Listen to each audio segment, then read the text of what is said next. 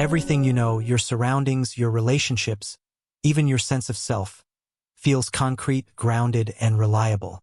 The screen in front of you, the floor beneath your feet, the thoughts in your mind, all of it seems real, measurable, and secure. But when you start to examine these experiences through the lens of quantum mechanics, something begins to crack beneath the surface. A deep, almost disorienting possibility begins to emerge, that your consciousness isn't just experiencing reality, it may be actively shaping it. This isn't a sci-fi movie plot or some feel-good metaphysical fluff. We're talking about actual phenomena observed in quantum physics labs that suggest something truly staggering. Consciousness might be entangled with the very workings of the universe itself. For decades, scientists have cautiously explored the intersection between mind and matter, especially at the quantum level, where particles behave in unpredictable and often counterintuitive ways. But now, more than ever, people are asking, what role does consciousness play in this strange, subatomic dance? Is our awareness merely watching reality unfold, or is it quietly, consistently influencing the outcome? This video pulls back the curtain on a topic often surrounded by noise, sensationalism, and misinformation. We're not here to sell mystical shortcuts or oversimplified wish-making formulas. This is a direct, critical, and clear-eyed exploration into what quantum mechanics can and can't tell us about the mysterious nature of consciousness. Across this video, we'll examine a series of mind-bending, but science-backed, ideas that challenge everything you thought you knew about reality. First, we'll unpack the famous observer effect and how observation may alter the behavior of quantum particles. Then, we'll move into the eerie realm of entanglement, where particles appear to communicate faster than light, and what that might mean for the connectivity of thought. After that, we'll tackle time, linear or not, and how recent interpretations suggest our present might be influenced by the future. We'll explore whether your brain is actually a signal receiver tapping into a wider consciousness field, rather than the originator of your thoughts. And yes, we'll face the big question head-on. Is so-called manifestation a misunderstood quantum process, or just wishful thinking? Finally, we'll take on the boldest idea of all, that reality might be conscious, and you are not separate from it but deeply embedded in its awakening. If any part of that intrigues you, stay with it. This isn't about fantasy. This is about challenging your perception with grounded concepts, rigorous logic, and curiosity without limits. It's time to rethink what consciousness really is, and whether your awareness is more than just a passenger in the universe. Let's start at the beginning, where everything changes with a single glance. In the early 20th century, a series of experiments in quantum mechanics began revealing something profoundly unusual about the building blocks of the universe. One of the most pivotal among them was the double-slit experiment, and it would go on to shake the foundation of science itself. Here's how it works. Imagine firing tiny particles like electrons at a barrier with two slits. On the other side is a screen that captures where those electrons land. When both slits are open and there's no measuring device watching which slit the particle goes through, something strange happens. The electrons don't behave like little balls hitting a wall. They act like waves, interfering with each other, creating a pattern of high and low intensity, a kind of quantum fingerprint that says, this thing behaved like a wave, not a particle. But when scientists place a measuring device to detect which slit the electron actually passes through, that interference pattern disappears. Completely, the electrons suddenly behave like particles again. One trajectory, one result, no interference. As if the very act of observation collapses all the possibilities into a single outcome. This phenomenon is called wave function collapse, and it points to something astonishing. Particles don't settle into a definite state until they are observed. Before that, they exist in a cloud of probabilities, a superposition of all possible states. But observation seems to force a choice. This isn't just an isolated lab curiosity. It forces an uncomfortable question. What counts as an observer?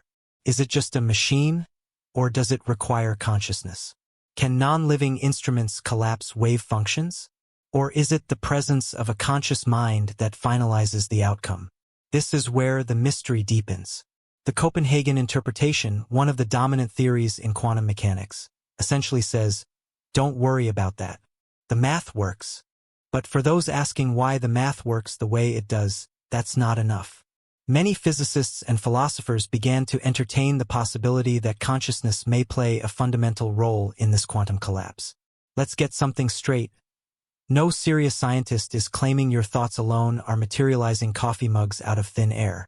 But they are considering whether awareness itself, the ability to register information, to witness outcomes, might be more deeply embedded in quantum processes than we've realized. Physicist Eugene Wigner famously proposed that consciousness could be the force that causes wave function collapse.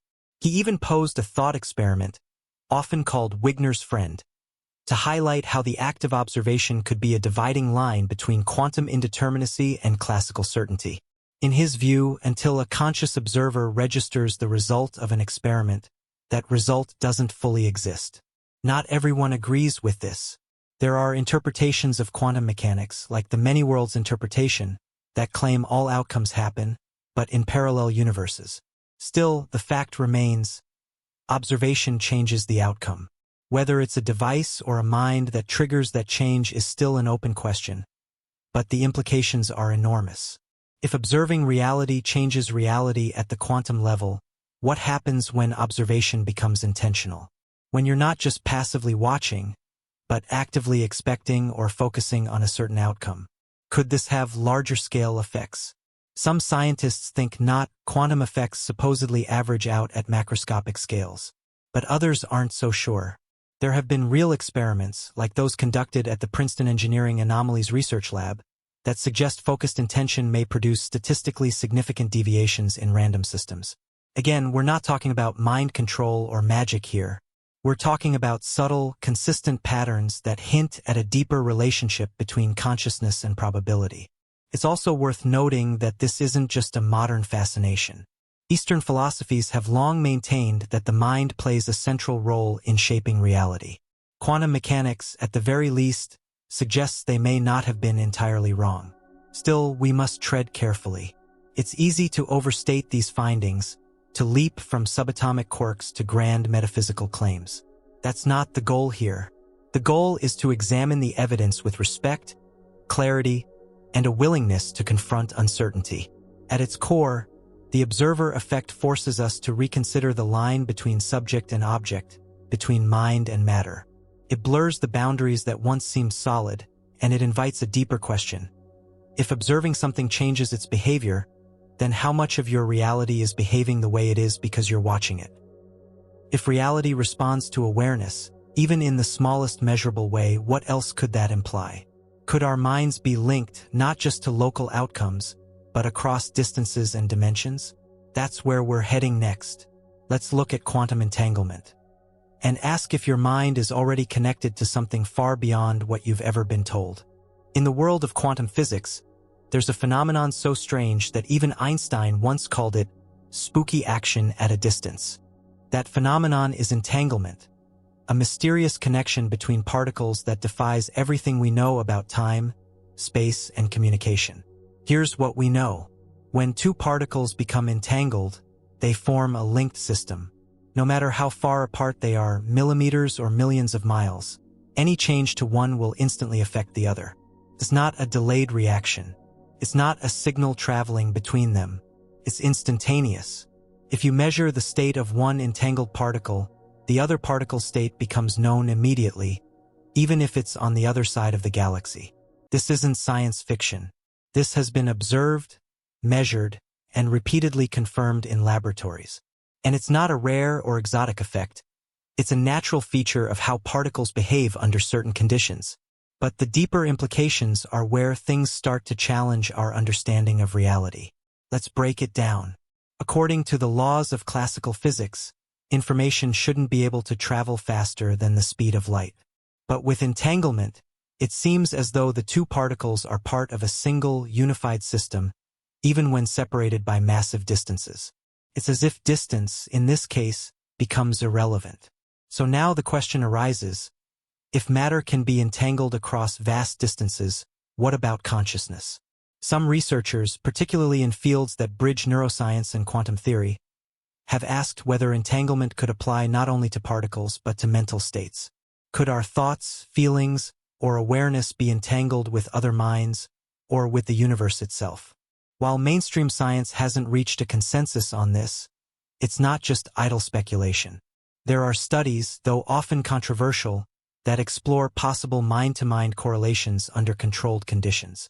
For example, experiments in remote viewing, telepathy, and non-local awareness often involve testing whether one person's mental focus can affect another's perception or experience without any physical communication. The results are mixed, but occasionally compelling enough to warrant further research.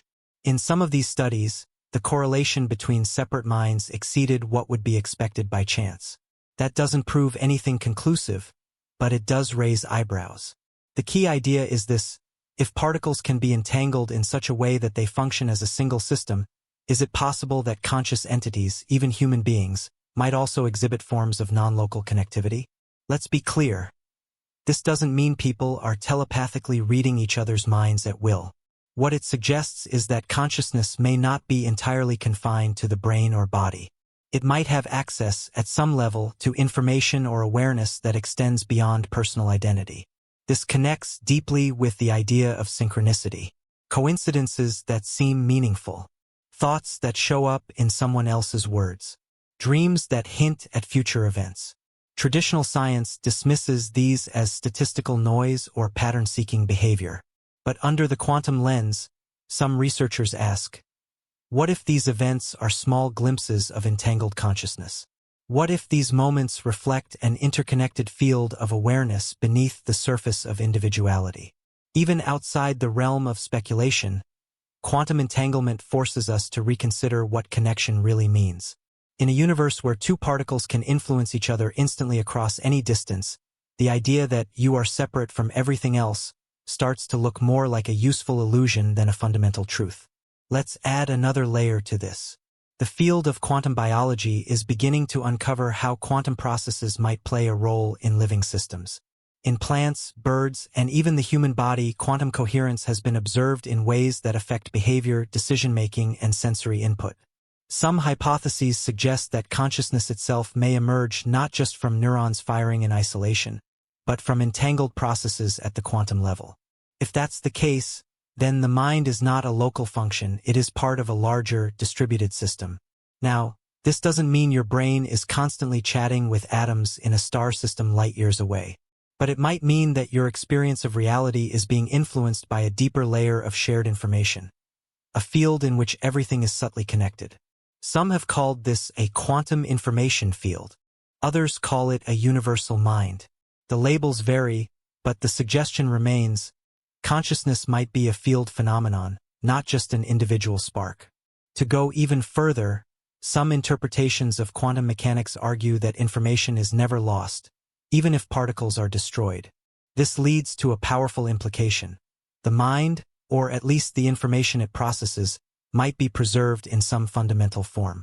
Not memory in the traditional sense, but a kind of energetic trace, encoded into the structure of the universe.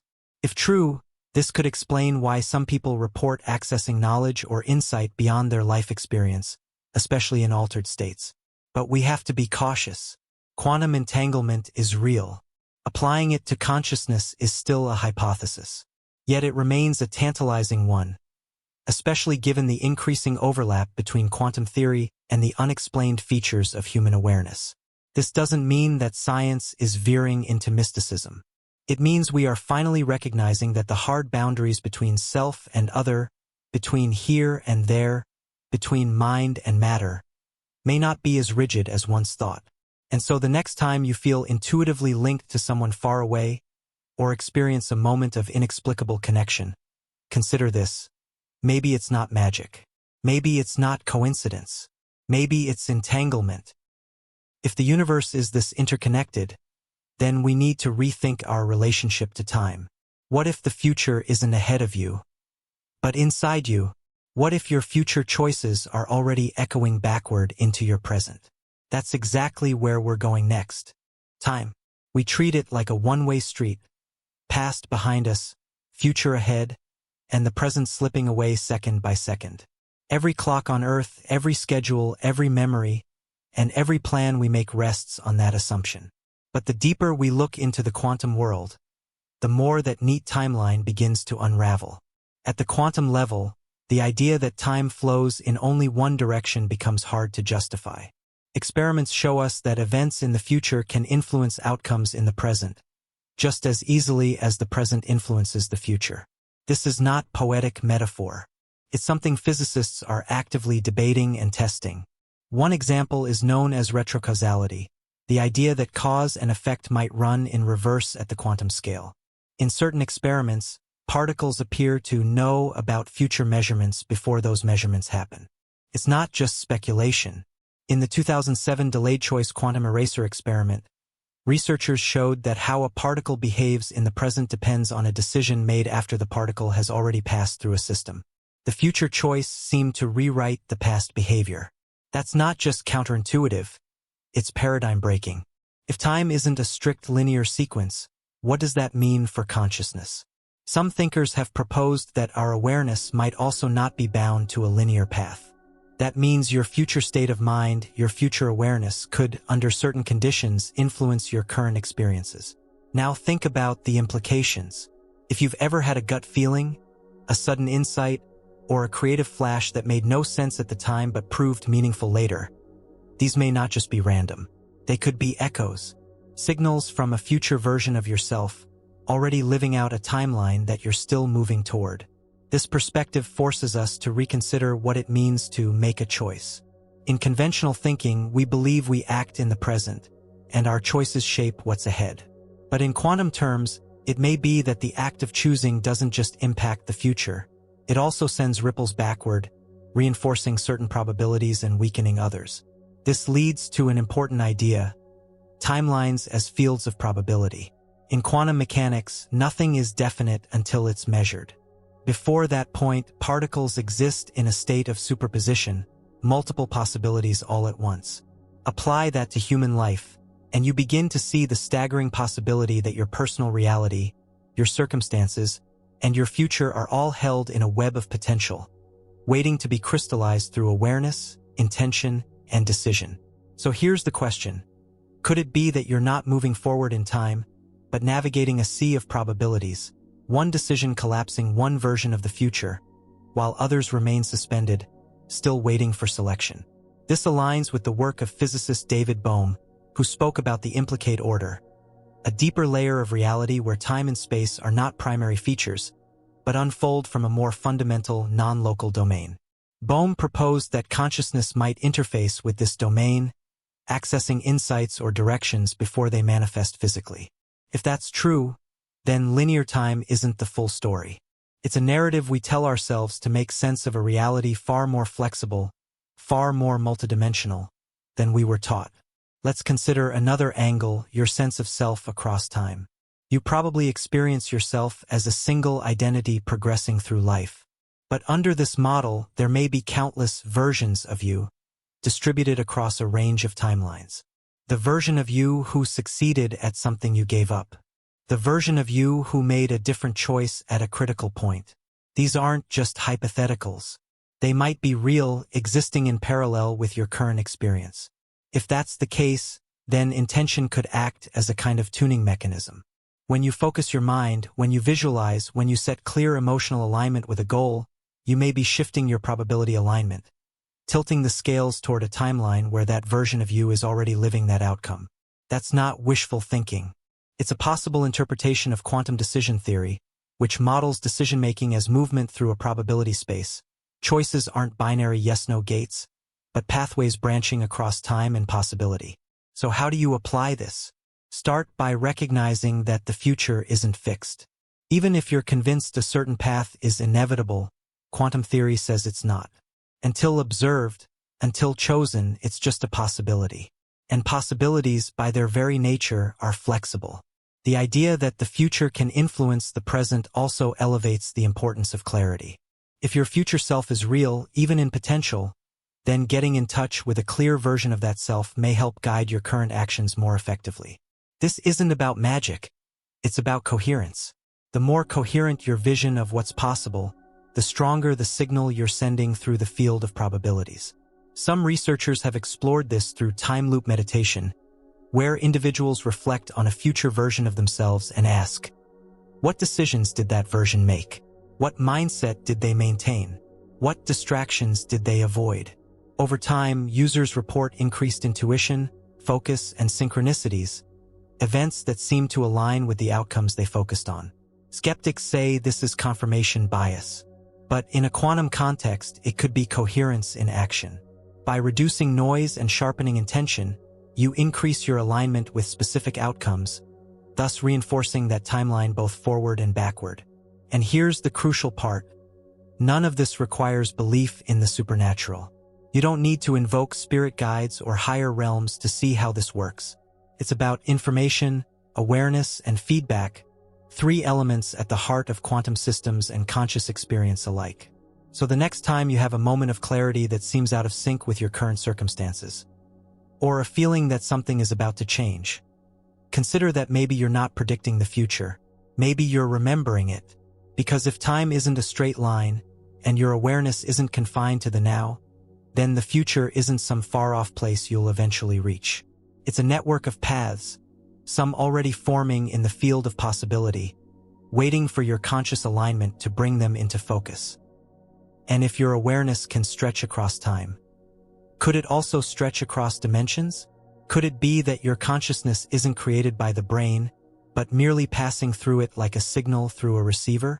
That's where we're heading next. Let's talk about multidimensional minds, and the idea that your thoughts may be part of something much bigger than you've ever considered. You've probably been taught that the brain is the command center of the body, the origin point of thought, identity, memory, and perception. A 3-pound organ generating all of your experiences through electrical signals and chemical reactions. But what if that assumption is incomplete? Not wrong. Just missing a deeper layer. There's a growing line of thought, both in neuroscience and in theoretical physics, that the brain might not be the source of consciousness but more like an interface, a receiver, a filter. That idea changes everything. If the brain is a receiver, then consciousness doesn't live inside of you. It's not a byproduct of biology. It's not trapped in your skull. It's a part of a larger field, vast, layered, intelligent, and the brain simply tunes into it much like a radio picks up frequencies. This is called the receiver model of consciousness. It's not a new idea, but modern science is beginning to revisit it with fresh eyes. Why? Because there are phenomena that the brain as generator model just can't fully explain. Let's start with near-death experiences. People with no measurable brain activity have reported vivid, structured, even life-changing moments of awareness.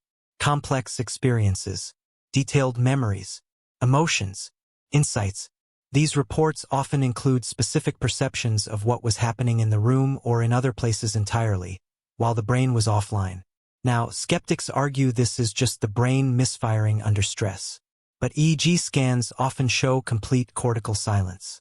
No activity, nothing, and yet, awareness seems to persist. How is that possible? If the brain is a receiver, not the originator, then shutting it off wouldn't stop consciousness. It would simply break the connection. Like turning off a radio doesn't erase the broadcast, it just stops the device from playing it. This also ties into altered states of consciousness, through meditation, psychedelics, or sensory deprivation. In these states, users report access to information, symbols, and experiences that feel larger than the individual mind. Consistent archetypes, shared insights, encounters with vast fields of intelligence or awareness. You might be tempted to dismiss that as imagination. But what if imagination itself is a mode of reception, a way the mind tunes into higher, non-local frequencies of information? This brings us to the idea of dimensional layers of consciousness. Many traditions, both ancient and contemporary, speak of multiple levels of reality. Not metaphorical layers, actual energetic dimensions with different properties, rules, and intelligences. These aren't mystical fantasies. They may be the substructures of existence, interwoven with our world, but not directly visible to our senses. And here's the question: could the mind have access to those layers? In quantum terms, this makes more sense than you might think. Particles don't have fixed locations or states until observed. They exist in superposition in multiple states at once. That means reality, at its core, is probabilistic and multi-layered. Your consciousness, too, may operate across those layers. This is where the concept of the higher self begins to emerge, not as a poetic metaphor, but as a potential structure within the architecture of consciousness. A version of you that exists beyond linear time, beyond ego, beyond biology, still you. But from a vantage point outside the narrow range of perception that your physical brain can handle. Think of your everyday awareness as a flashlight in a dark room. The beam is narrow, but it allows you to navigate. That flashlight is your focused, waking consciousness. The larger room, the total environment, is what you're a part of. Even if you can't always see it, the brain then doesn't create the light. It focuses it. It filters it down to manageable experience.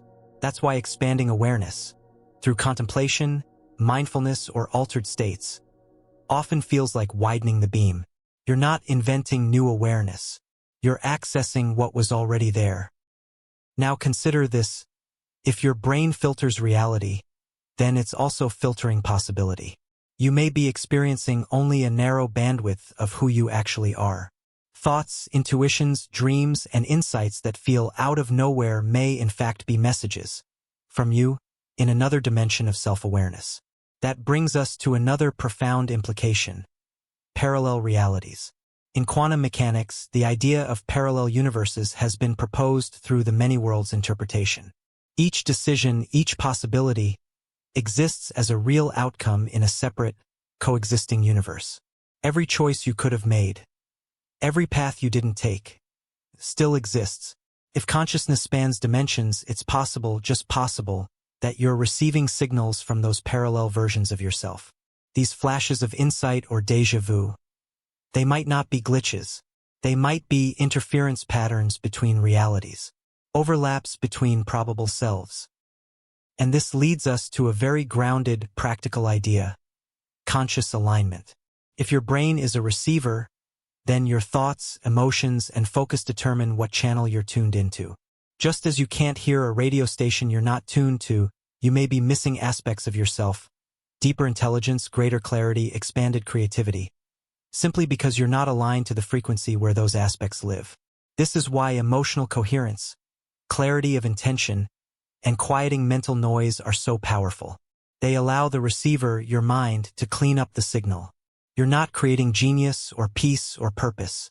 You're receiving it from the field you're already a part of.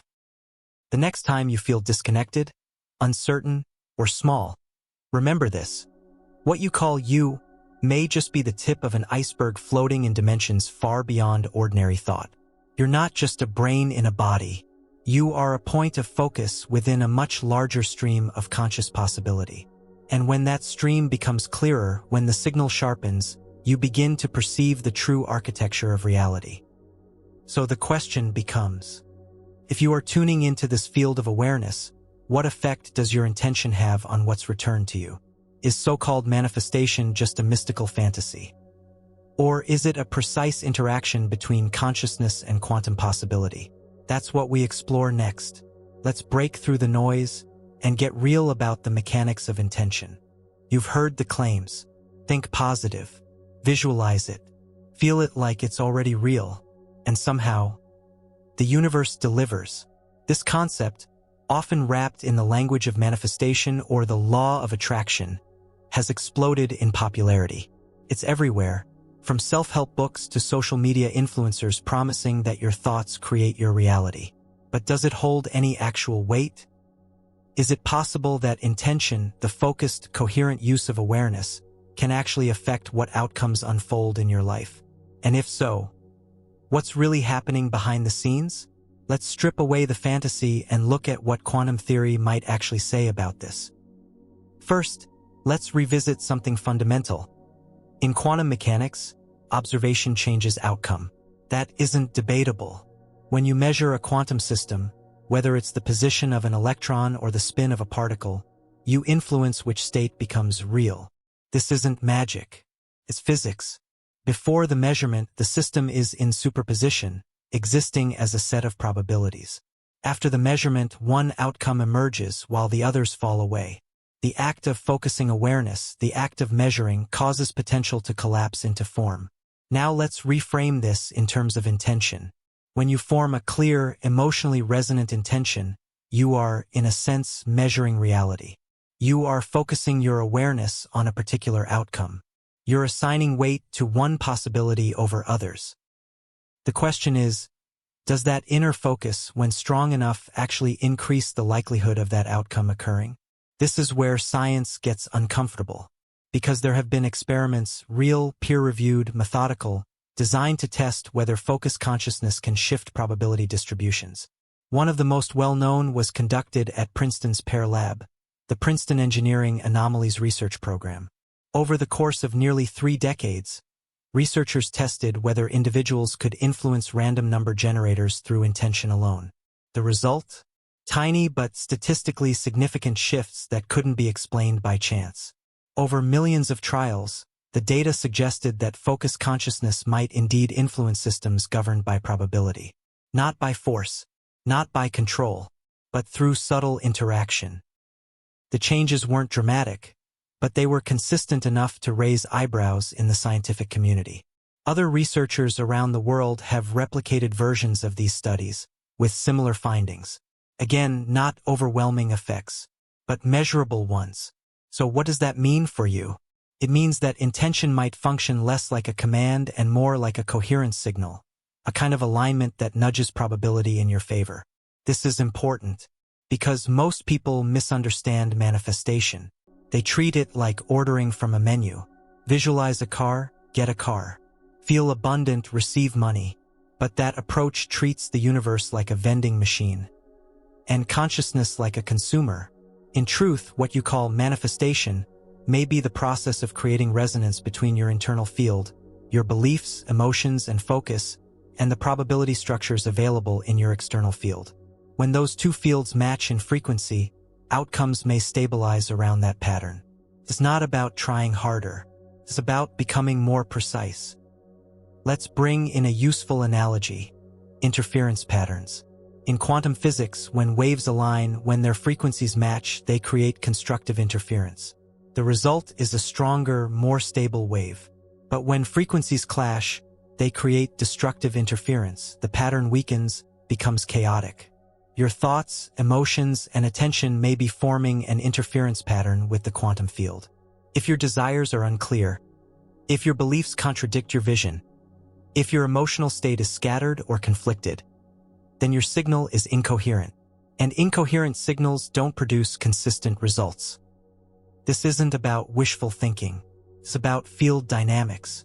When your internal state, your beliefs, your expectations, your emotional tone is aligned and consistent, it creates a field signature.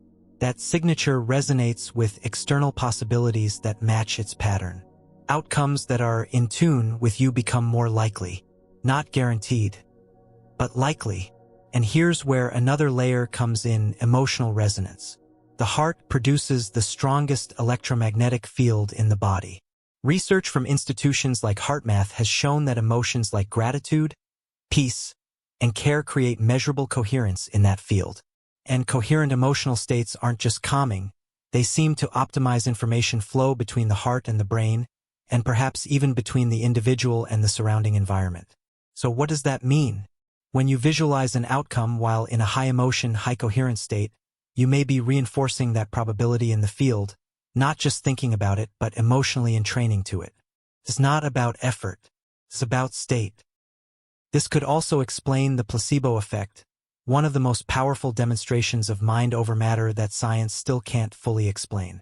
When someone believes a pill will help them, even if the pill is inert, the body often responds as if it's real. Healing occurs. Pain lessens. Symptoms diminish. Belief isn't just psychological. It becomes physiological. That's not the result of the substance. It's the result of expectation, which is, at its core, a form of focused intention. Still, we must be honest. The quantum field is not your personal servant. Not every desire you focus on will unfold. And thank goodness for that, because many of our desires are rooted in confusion, fear, or distraction. What seems to matter is clarity, alignment, and coherence. If your intention is driven by fear or neediness, the signal gets distorted. You're not reinforcing a pattern, you're broadcasting conflict. But when intention emerges from a grounded place, when it's in harmony with what's true and meaningful to you, the field seems to respond more clearly. So forget the hype. This isn't about visualizing your dream car until it drops into your driveway. This is about understanding your role as a participant in a dynamic system of probability, energy, and consciousness. You are part of the equation, not a passive observer, not a magical creator, a conscious influence in a universe that appears to be sensitive to awareness. So the next time you set a goal or imagine a new outcome, ask yourself, am I aligned with it? Do my thoughts match my beliefs? Do my emotions support that pattern? Is my internal field coherent? Or chaotic? Because it's not the desire alone that shapes the outcome. It's the resonance behind it. Now take that one step further. What if the universe itself isn't just reacting to you, but knows you? What if consciousness isn't only inside of you, but built into the very structure of space, time, and matter? That's where we're going next. Let's finish this journey by asking the boldest question of all. Is reality itself conscious? Look around. Everything you see, the sky, the trees, the screen in front of you, even your own hands, feels external, separate, solid, objects in a vast physical space. But there's a question that refuses to go away. Is all of this simply matter in motion, or is there awareness embedded in the fabric of it all? Across history, mystics and philosophers have claimed that consciousness is not something we possess, but something we are, and something the universe itself is made of. Until recently, science dismissed that as poetic nonsense. But that is beginning to change. There's a growing perspective among physicists, cosmologists, and consciousness researchers that awareness might be fundamental. Not a product of neurons, not the end result of evolution, but a core feature of existence. This idea is called panpsychism, the belief that consciousness is not limited to humans or even living things, but exists at every level of reality. Not in the same way it does in people, not with thoughts or emotions, but as a kind of basic proto-awareness, a building block.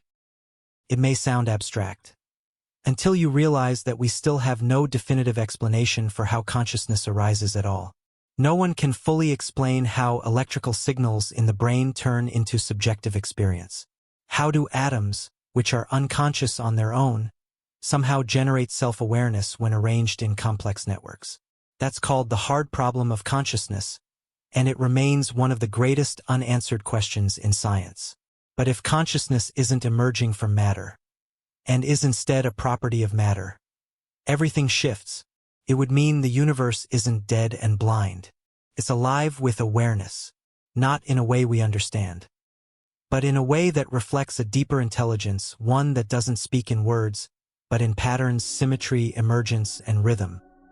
This idea was echoed by physicist John Wheeler, who proposed something radical: that the universe is not a machine, but a participatory system.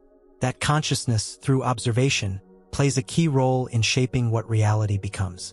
In his view, the universe brings itself into being through observation, not just by humans but by awareness itself in all forms. That sounds huge, maybe too huge, but let's narrow it down. Think about how the world changes based on how you see it. The same event can feel like a crisis or an opportunity, depending on your perception. The same person can seem like an enemy or a teacher, depending on your state of mind. This is more than mood or psychology.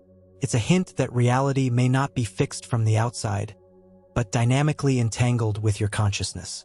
You're not outside the system looking in. You're inside it, and the system is responding. This doesn't mean you control the universe. It means you're part of a feedback loop, a co-creative intelligence. You shape the field by participating in it, and that field shapes you in return. Now extend that further. If consciousness is fundamental, and your mind is a unique expression of it, then maybe your awareness is not isolated or accidental. Maybe it's a localized lens through which the universe is experiencing itself. Every time you witness beauty, every time you ask a question, Every time you seek truth or choose love, you are reflecting something back into the system. You are not a bystander. You are a node of awareness in an intelligent field that is learning, adapting, and maybe waking up. There's a poetic line from Carl Sagan that feels more literal than ever. We are a way for the cosmos to know itself. Think about that. It's not just metaphor. It could be a precise description of what's actually happening. That the universe, through stars and planets and particles and cells, evolves toward more complex forms. Until, eventually, it forms a system capable of self-reflection. You are that system. So now we come full circle. We've talked about quantum measurement, non-local entanglement, time that bends and loops, consciousness that may extend beyond the brain, intention as a field effect, and a universe that may be saturated with awareness. What does it all mean? It means the most important frontier in science may not be outer space or artificial intelligence. It may be the nature of consciousness itself. And you are part of that inquiry. You're not watching from the outside. You're participating every time you think, feel, choose, or observe. So don't underestimate the importance of your attention, or your questions, or your desire to know more. Every time you seek understanding, every time you reach beyond the obvious, you are helping consciousness stretch its boundaries. You are helping reality understand itself more clearly. You are not separate from that process. You are that process. So the next time you look up at the stars and wonder if someone's out there, ask this too. Is the universe looking back? Not as a being, not as a face in the sky, but through your very eyes. Not as a visitor, but as you.